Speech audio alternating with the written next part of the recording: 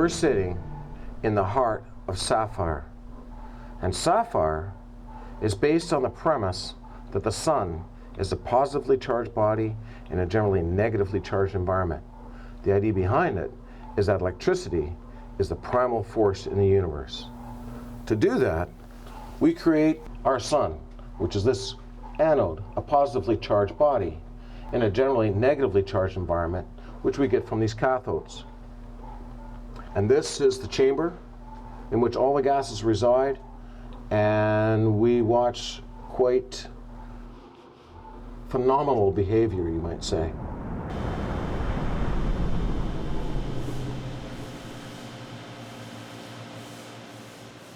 And this is the main SAFIRE reactor. And on top we have a gimbal where we have probes to measure the plasma. We have antechamber, we have cameras, we have pumps, we have our main power supply, we've got resistors, we've got leak detectors, we have a large turbofan to cool the reactor down. What about the little thing? And we even have a little fan to cool the resistors. So think of the sun's atmosphere in this reactor, how hot it can get. It can get so hot, it will melt this stainless steel reactor. So we have to find a way to cool it down. And we have a turbofan here that will suck 14,000 cubic feet of air per minute at 2 inches of water. Think of a jet engine, and it would suck all the air out of this laboratory in about 2 minutes. So all that air gets moved inside this shroud that we have here, in between the shroud and the actual reactor, to cool the reactor surface down. So we can run the experiment for an unlimited amount of time. Without melting. Without melting.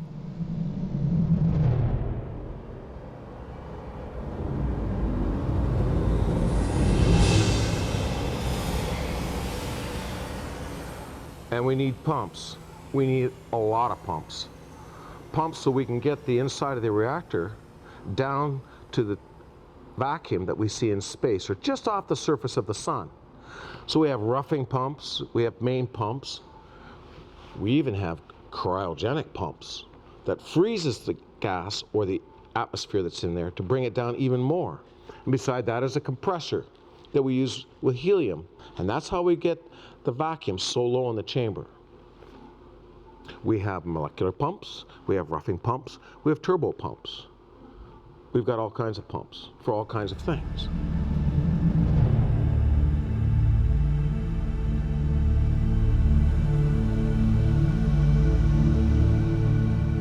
So that's a power supply.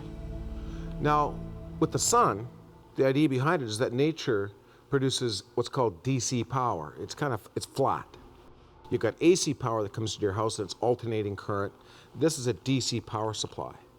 And our calculations initially called for a 200 kilowatt power supply to get the energies that we see in SAFIRE. As it turns out, we need maybe a tenth of that. This section of the power supply is to control the power, and on the back side is where the main power comes from. This is a local control, and inside SAFCON we have what's called a remote control. So this is the back part of the power supply, where the main power is generated. We have large transformers, we have capacitors, we have resistors, cooling fans, of course, and that's really about it. When it's on, you don't want to have your hands in here.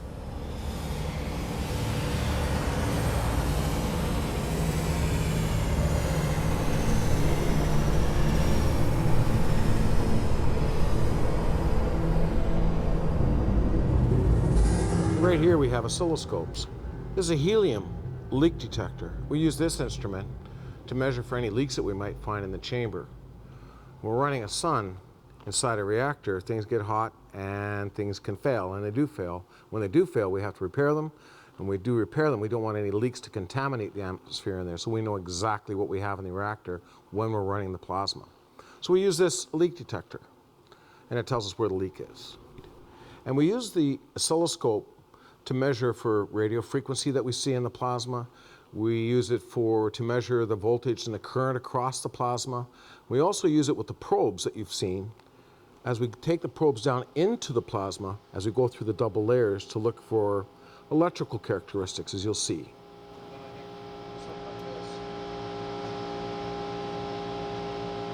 Not bad. That's what it was. I knew it was some way. We did it and it worked real well.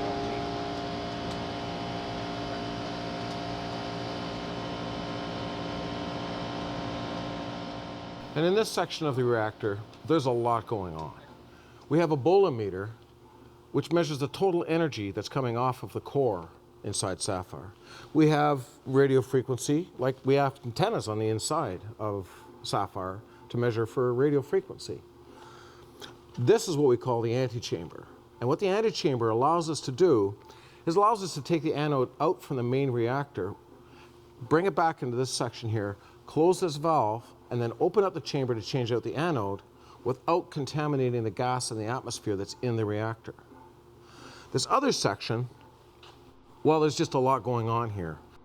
Cooling systems to cool the core of SAFIRE. We have pressure sensors. We allow for gas to come in, evacuate this chamber here, and then put fresh gas back in preparation, once we close this again, to prepare the anode and the atmosphere that's in here to go back into the main reactor. And that way we don't contaminate the reactor.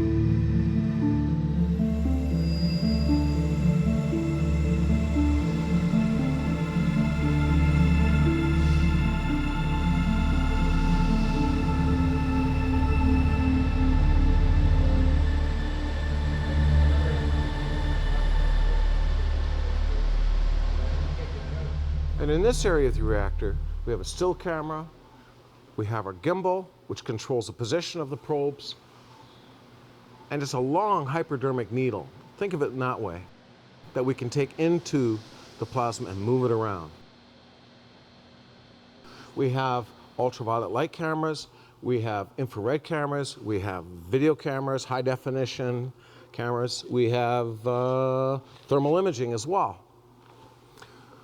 With the gimbal, as I mentioned before, we can move the gimbal around, which allows us to move the probe anywhere around in this region, which allows us to bring the probe right up to the anode itself, measure through the plasma double layers to measure the electrical characteristics, the optical spectra, and the mass spectra. And that way we can tell what elements, what their energy states are, and what the electrical energies are. Maybe bring them in. Needs a little bit of balancing too. See what you can do. Temperature stable. And this is what we call our mass spectrometer table. What this does is it measures from 6 different regions within the chamber at any given time. We can measure the gas right at the anode or far away, and we can do comparative analysis of what elements are within the chamber in the gas at any given time, whether it's hydrogen or argon or nitrogen or helium or whatever it might be. It's a beautiful tool to tell us what's going on. Well, and underneath, these here are controllers for vacuum pumps for the mass spectrometer, and underneath is what we call our main SCADA data acquisition controllers. And what SCADA means is supervisory control and data acquisition. It's kind of a long name, but what it does is it collects all the data from all the sensors that we have on SAFIRE back into SAFCON on the computers, so we can monitor the condition of the reactor at any given time. And the yellow thing?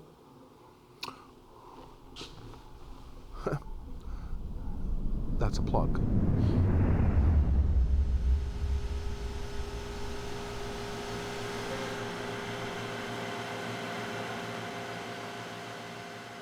talking about the cooling system, and these are the large Modine cooling fans. They're like a large radiator. Then beside that, we have a couple of tanks where we deionize water to take all the minerals out of the water.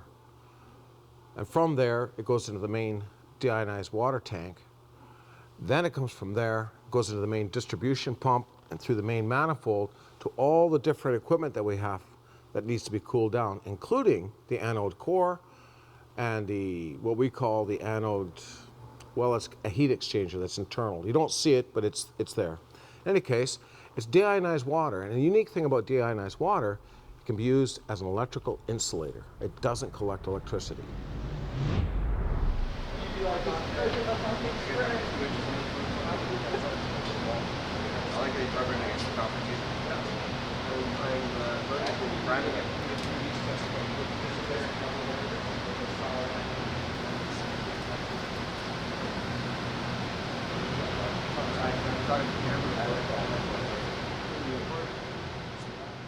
Okay, as we mentioned before, if you saw before, we have the cathode on the other side of the door, actually at the back of the chamber as well.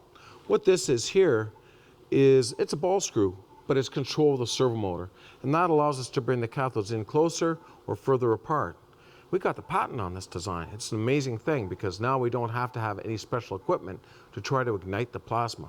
We have full control over the cathode distance. What about the duct? The duct. Well, what my filmmaker calls the duct is that, you hear that sound? Well, that's just the servo motor here, if you listen to it, maintaining the cathode's position to within 0.01 millimeters. And why is it quacking? The reason why it's quacking is because I think the gain is set a little too high. Very good. We're good. You got that? Is that good? Yeah, that's good. Good.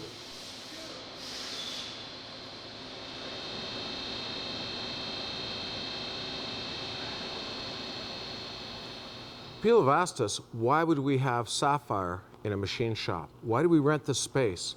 We worked out a deal with the company that owns this machine shop. SAFIRE actually is a very precision instrument.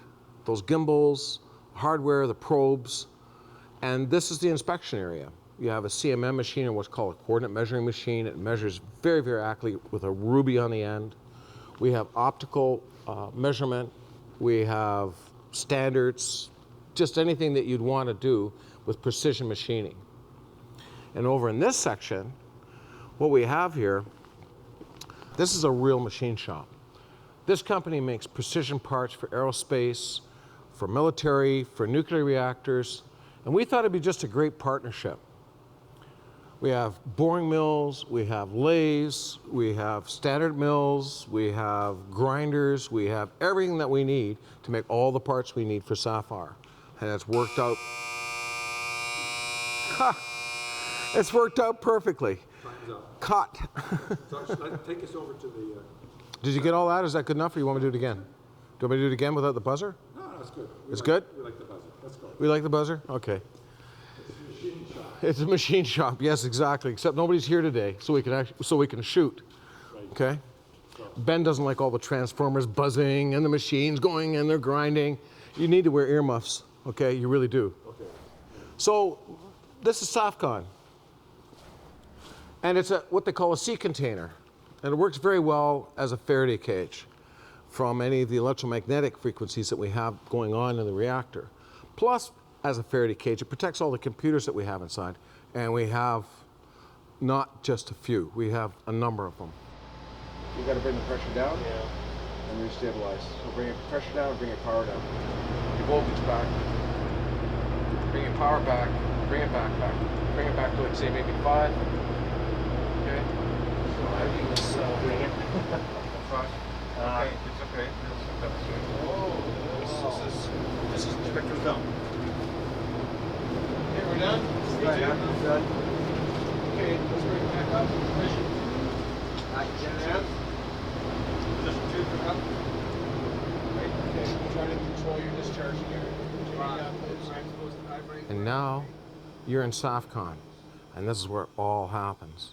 This is where we control the plasma. This is where we capture all the data. We have an IR camera, which measures the heat signature and temperature of the anode. We have a bolometer, as I said before. This is the screen that it produces to measure the total energy coming from SAFIRE. Obviously, we have the different plasmas, so that's what we use the video and still cameras for. And then off to the side, this is where the picoscope is, these 4 monitors right here. And this here, the signature where you see the red and the blue, that's actually what plasma looks like electrically as we're moving into the plasma. It has structure. It's like an electromagnetic force field. And it's a sphere, and you can't see it. You don't want to walk into it, but it's there.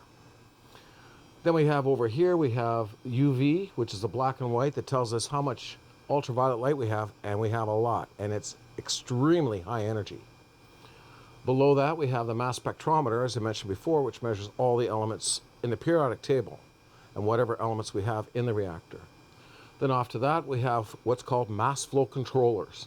And what they do is that if we want to introduce a precision mix of gases and we want a very specific and accurate amount, we use these controllers to do that.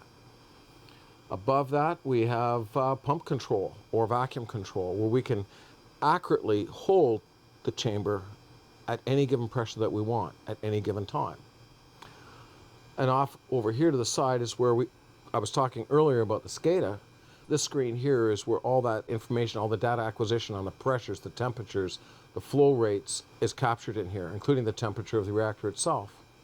And below that is where our main power supply control is. So we can govern exactly what kind of voltage and or current we allow to go into the chamber. And up here we have 2 large monitors. One where we're capturing 4K high resolution imagery in real-time feed, which is where you see all the beautiful pictures we're producing. And on the other monitor, we have a still camera. It's wide angle, and it shows where the cathode is and where the probes are, so we don't basically smash the probes into the anode.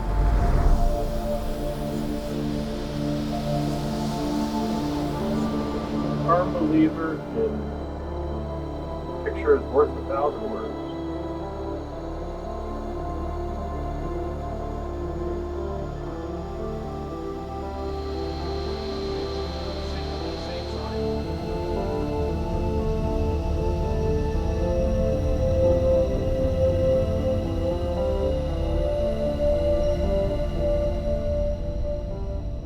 And this is the main gas and vacuum control center.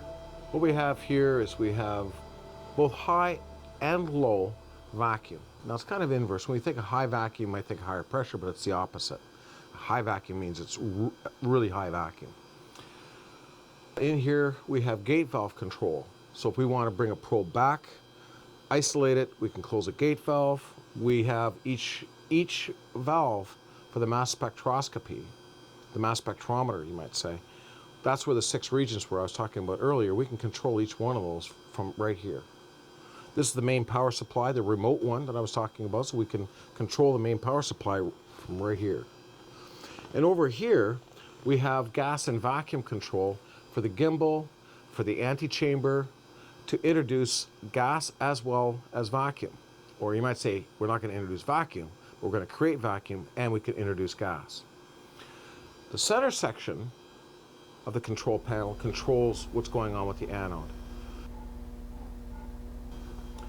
And then over in this section here of the control panel is where we control the gas and the vacuum for the chamber itself.